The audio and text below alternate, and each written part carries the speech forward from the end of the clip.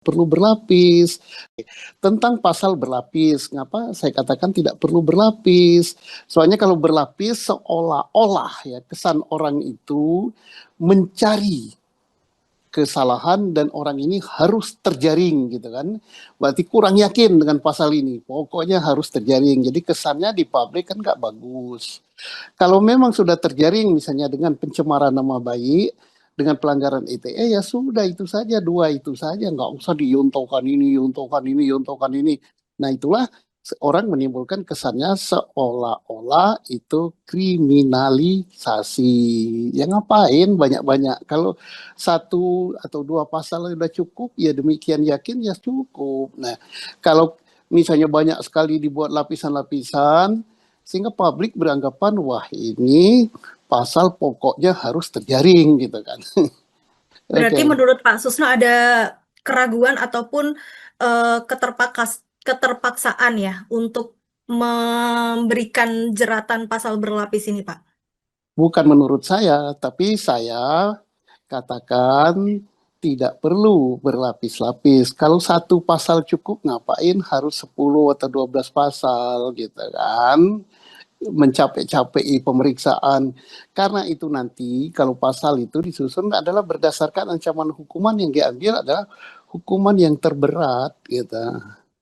Tidak ditambah misalnya, oh pasal pencemaran nama baik 3 tahun, pasal ITE-nya 2 tahun jadi 5, pasal sekian setahun jadi 6, pasal sekian tidak, cara menghukum itu tidak seperti itu. Diambil pasal dengan ancaman hukuman yang tertinggi yang terbukti.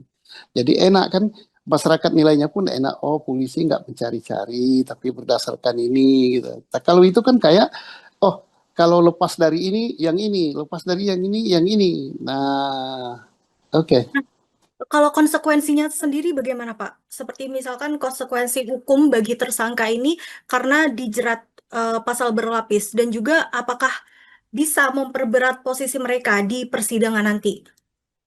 Tidak gitu kan, karena hakim kan mengambil kan pembuktiannya mulai pasal yang paling tinggi ancaman hukumannya. Kalau yang terbukti yang tinggi ya sudah terbukti ya yang lain sudah gitu.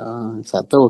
Yang kedua, perjalanan ini masih panjang gitu kan, karena nanti apa yang disidik oleh Polri gitu kan belum tentu diterima oleh jaksa. Satu. Nah, jaksa belum tentu menerima, belum tentu sependapat gitu.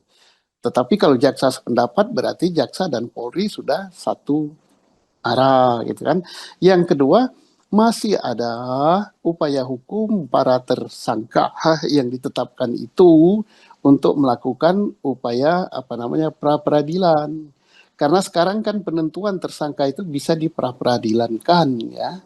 Contohnya misalnya waktu siapa namanya yang kasus Cirebon itu ya Peggy atau siapa itu kan Ya. penentuan tersangkanya itu di pra peradilankan gitu kan. Kemudian juga pernah dulu kan ada pra peradilannya terhadap terstatus tersangka baik oleh KPK maupun oleh Polri, itu tidak masalah. Jadi perjalanan ini masih panjang gitu kan.